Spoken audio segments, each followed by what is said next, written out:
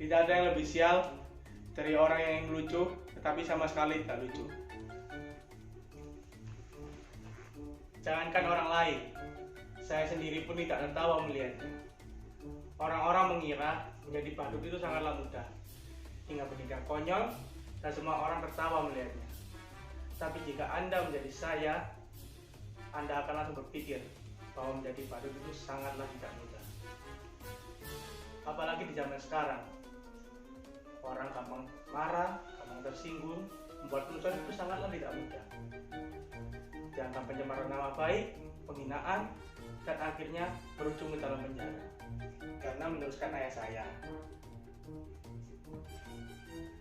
Kan sekarang lagi ngetren, anak meneruskan ayahnya.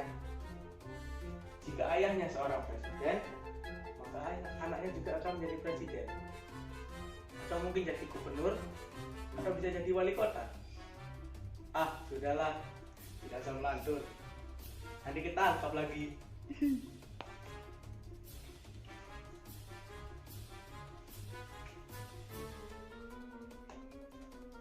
Kenapa? Ada yang salah dengan penampilan saya?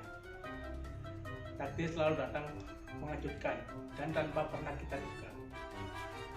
Seperti saya sekarang ini.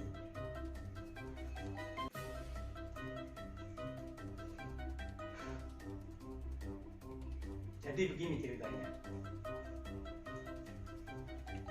Pada suatu hari, saya diundang untuk menghadiri kampanye sebuah partai. Orang-orang di sana sangat mudah sekali tertawa. Saya hanya menunjukkan jari, orang-orang tertawa melihat saya. Saya hanya menggoyangkan pantat, orang-orang juga tertawa melihat saya. Bahkan ketika saya berdiri diam di tempat, orang-orang tertawa terbahak-bahak melihat saya. Kemudian saya duduk. Lalu seorang ketua partai menghampiri saya dan berkata, menjadi pemimpin saat ini tidak memerlukan kecerdasan, melainkan kemampuan agar bisa disukai oleh banyak orang.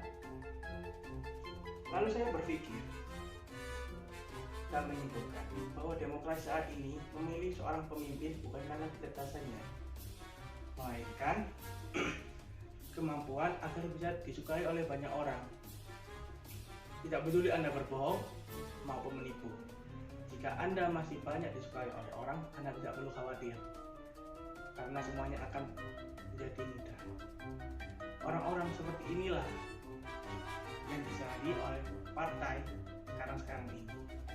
Kemudian saya dicalonkan untuk mengikuti pilkada. Bukannya saya tidak tahu bedanya antara pilkada dengan pilkada. Saya tahu pilkada ini tidak boleh dicoba-coba untuk anak-anak. Dengan pilkada sebenarnya boleh dicoba untuk anak-anak. Karena sekarang ini banyak anak dari petinggi dan pejabat negara mencoba mencalonkan diri untuk mengikuti pilkada.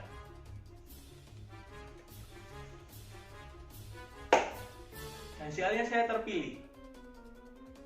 Banyak orang yang menyukai saya dan mereka berpikir bahwa saya dapat menghibur dan membahagiakan mereka. Itulah mengapa saya mengenakan bahwa hidup saya siap. Pada saat saya menjadi seorang badut, orang-orang tidak tertawa melihat lucuan saya. Tetapi ketika saya menjadi seorang pemimpin, orang-orang tertawa melihat hal-hal kecil yang saya lakukan. Oleh karena itu, menjadi seorang badut sangatlah sulit. Kamu tidak akan kuat, biar para politikus saja yang melakukannya. Hahaha.